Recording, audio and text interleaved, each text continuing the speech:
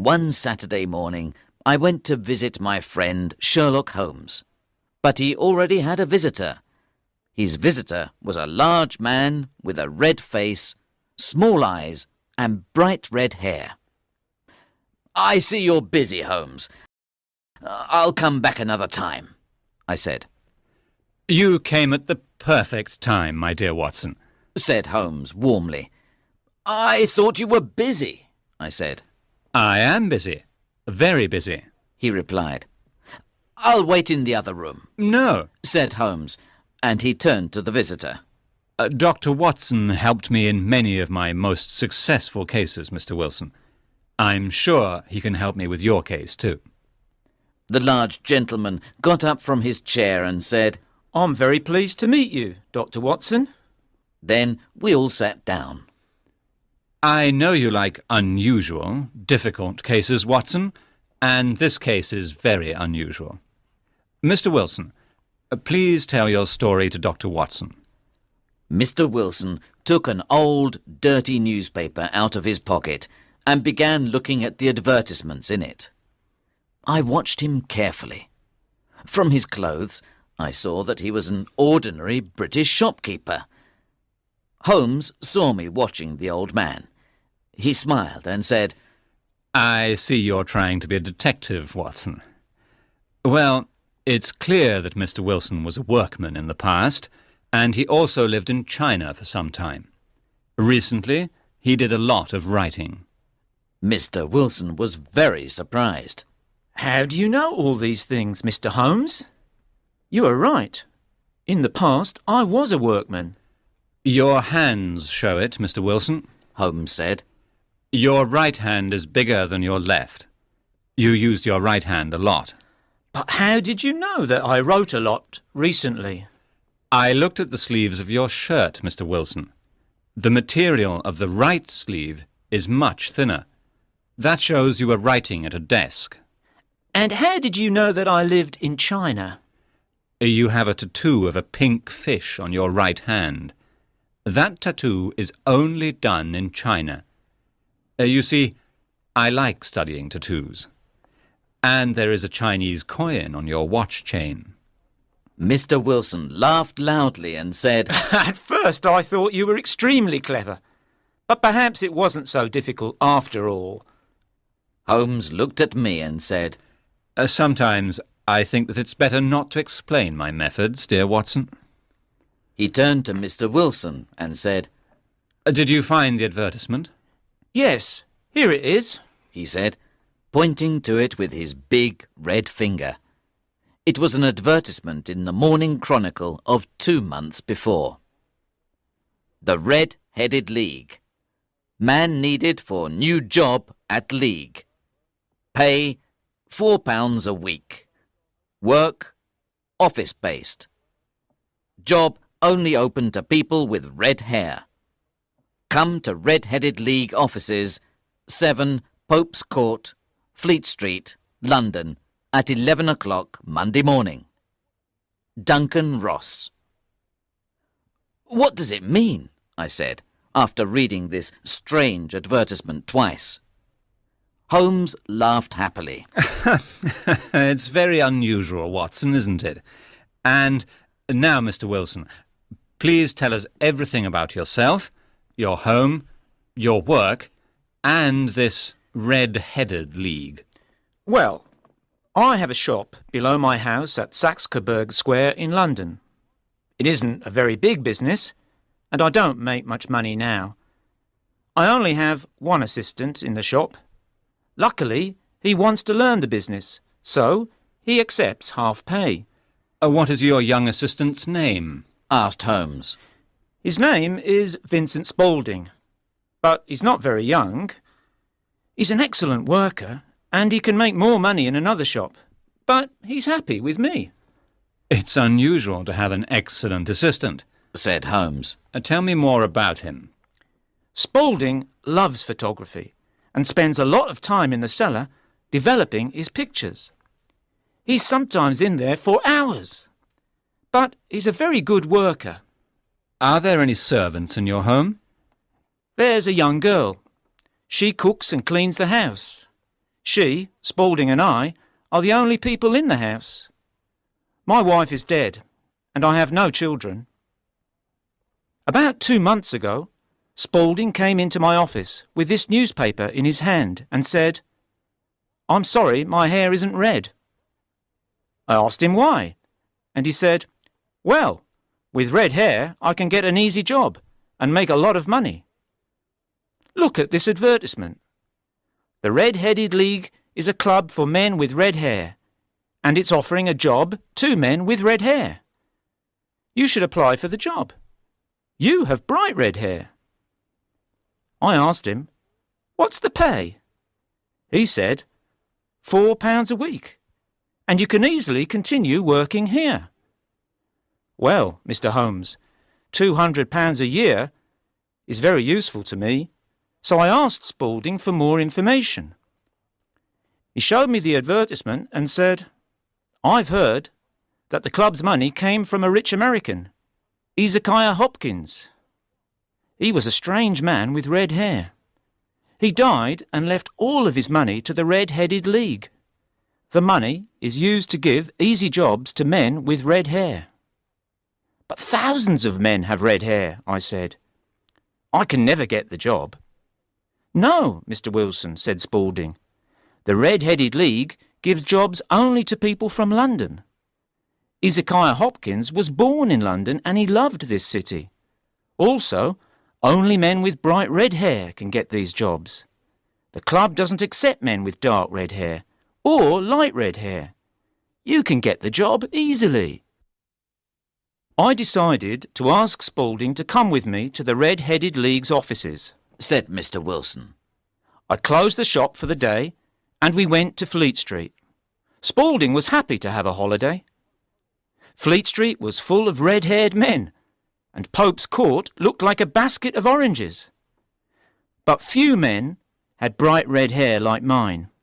Spaulding pushed through all the people and we got to the office. There was little furniture, 2 uncomfortable chairs, a kitchen table and a bookcase. A small man with bright red hair sat at the table and spoke to lots of red-headed men. He said no to all of them, and then he talked to me. He was friendly and closed the door of the office behind us. "This is Mr. Jabez Wilson," said my assistant, "and he would like the job in the League." "His hair looks fine," the man said. "But is it real? We must be careful." He suddenly took my hair in his hands and pulled it. I cried out because he hurt me. "You have real tears in your eyes. This means your hair is real. Congratulations! The job is yours." He shook my hand warmly and said, "My name is Duncan Ross, and I am the secretary of the League. When can you begin?" "Well, I have a business already," I said. "Oh, don't worry about that, Mr. Wilson," said my assistant. "I can look after the shop for you." "What are the working hours?" I asked Mr. Ross. "From 10 o'clock in the morning until 2 o'clock in the afternoon." "You see, Mr. Holmes, I do most of my work in the evening. I could easily work for Mr. Ross in the morning, and I knew Spaulding could look after the business in the morning." "Those hours are fine," I said happily. "What must I do?" "Your job is to copy the Encyclopaedia Britannica. You must bring your own pen, ink and paper, and you must never leave the office until 2 o'clock. Can you start tomorrow?" "Certainly," I answered. The next morning I bought some paper and started working at Pope's Court. Mr. Ross showed me the beginning of the letter A in the encyclopedia, and then he left. Every day I finished work at 2 o'clock. Each week Mr. Ross gave me £4 in gold. This continued for about 8 weeks, and I nearly finished copying the letter A. Then, suddenly, everything ended. Ended? asked Holmes. "Yes, it happened this morning. I went to work at 10 o'clock, but the door was locked.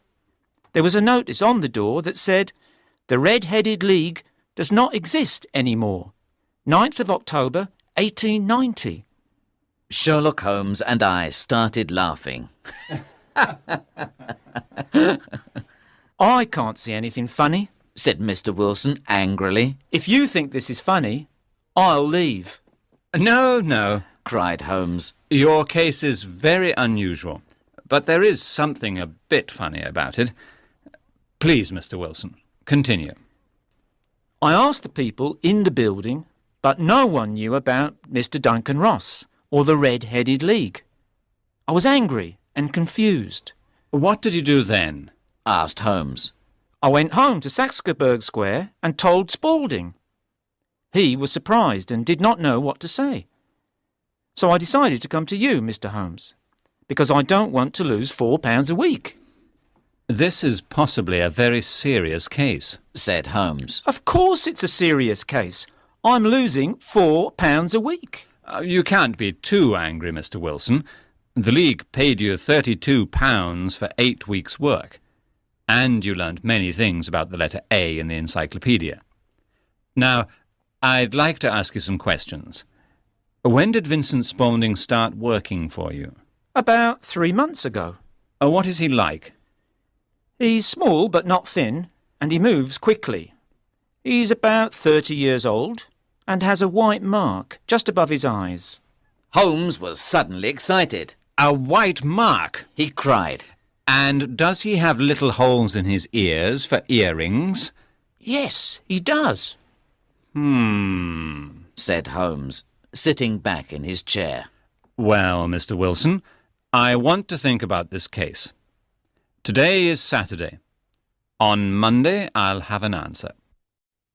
Well, Watson? Said Holmes when our visitor left. What do you think of this strange case? I don't know, Holmes.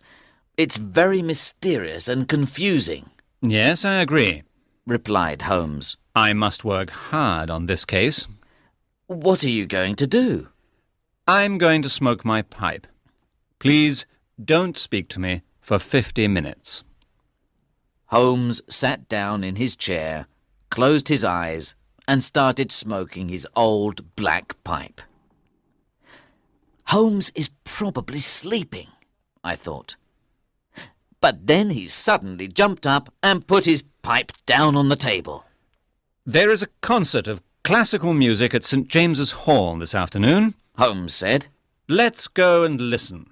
Yes, I'm free today, I replied. Good. Put on your hat and come.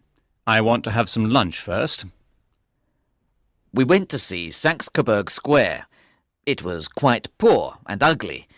There was some grass in the middle of the square and old houses around it. One of them had a shop window and shop door, as well as a house door. Outside the shop, we saw a sign with the name Jabez Wilson painted in big white letters. This was Mr. Wilson's shop. Holmes stopped and looked at the shop for a moment.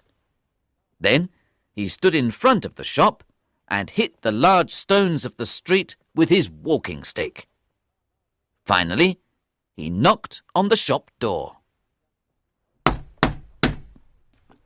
A young man opened the door immediately. Can you tell me the way to the Strand? Asked Holmes. 3rd right, 4th left. Answered the assistant quickly. A very clever man, Said Holmes as we walked away. Do you know him? I asked. No, but I looked at the knees of his trousers. And what did you see? What I expected to see. And why did you hit the stones of the street? My dear doctor, this is a time for looking, not for talking. Let's go and look at the street behind the square. We left the square and we were soon in one of the noisiest streets in London. We saw a bakery, a newspaper shop, a restaurant, and an office of the City and Suburban Bank. We did our work well, Watson, Said Holmes. Now let's have some lunch and then go to the concert. Holmes was a very good musician, and he loved concerts. After the concert, he said, Do you want to go home now, Watson? Yes, I do, Holmes. I have many things to do, he said. This case at Saxe-Coburg Square is serious. Someone is planning a serious crime, but I think we can stop it. Let's meet tonight. At what time? At 10 o'clock. I'll be at Baker Street at 10. Good. There will possibly be danger tonight, so bring your gun. He waved his hand and walked off. I was quite confused about this case, but Holmes, of course, was not. I saw and I heard exactly the same things as Holmes saw and heard, but he seemed to understand everything, and I understood nothing. I thought about it for a long time, but everything was still a mystery to me. When I arrived at 10 o'clock, there were 2 carriages outside the door at Baker Street. 2 visitors were there too, a policeman called Peter Jones and a tall, thin man with a sad face and dark clothes. Watson, I think you know Mr. Jones. Let me introduce you to Mr. Merriweather, the director of the City and Suburban Bank. He is going to be part of our adventure tonight. I hope you're right, Mr. Holmes, said Mr. Merriweather, because I didn't go to my usual card game with my friends this evening, and I have never missed my card game in 37 years. I think this will be an exciting night, Mr. Merriweather, said Holmes. You are going to save £30,000, and you, Jones, are going to catch a terrible criminal. John Clay, the murderer and bank robber, exclaimed Jones. He's young, but he's the cleverest and most dangerous criminal in England. His grandfather was a king's brother, and he's an Oxford University man. It's time to go now, said Holmes, looking at his watch. Mr. Merriweather, please go with Mr. Jones in the first carriage, and Watson and I will follow you in the second one. During the journey, Holmes spoke very little, but he sang some of the music from the concert that afternoon. Finally, the 2 carriages arrived at the City and Suburban Bank in the main street near Saxe-Coburg Square. Mr. Merriweather took his keys and opened a side door of the bank. We went through many doors and dark corridors. Then he took a lamp and we went to a big cellar.